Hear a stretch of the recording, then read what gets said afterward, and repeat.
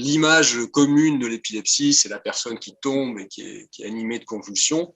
En fait, ça, c'est assez rare finalement. C'est une personne sur 10 épileptique qui va avoir ce genre de crise.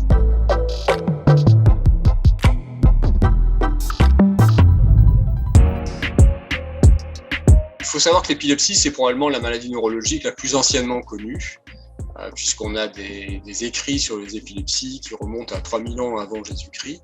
Donc c'est une maladie très anciennement connue, mais dont les causes ont été longtemps méconnues, en particulier comme il s'agit de maladies des rythmes électriques du cerveau, tant que l'on n'a pas su enregistrer ces rythmes, et bien on ne savait pas à quoi c'était dû l'épilepsie.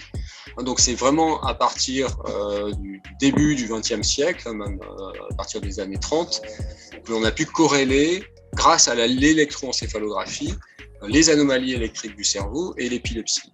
Et donc pendant très longtemps, effectivement, toutes les manifestations des épilepsies étaient mal connues, mal reconnues. Ça reste quelque chose de difficile, puisque les crises d'épilepsie peuvent prendre des aspects cliniques tout à fait atypiques pour la plupart des personnes. Ça peut être un trouble transitoire du comportement, un trouble transitoire de la perception sensorielle, un trouble transitoire de la mémoire, un trouble transitoire de la motricité, etc.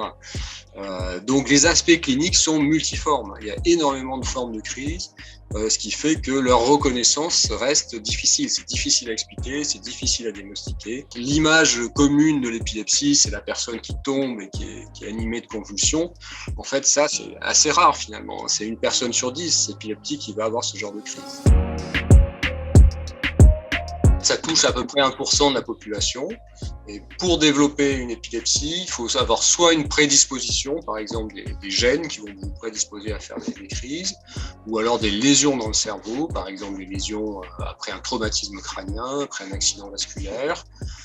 Dans les épilepsies du sujet jeune, il peut s'agir de malformations du cerveau, de malformations congénitales, mais dans à peu près un tiers des cas, il n'y a pas de cause reconnue.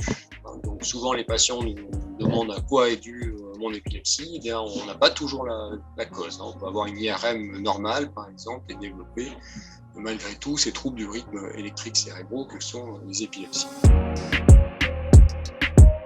Il n'y a pas de dépistage, si vous voulez, très spécifique de ces maladies.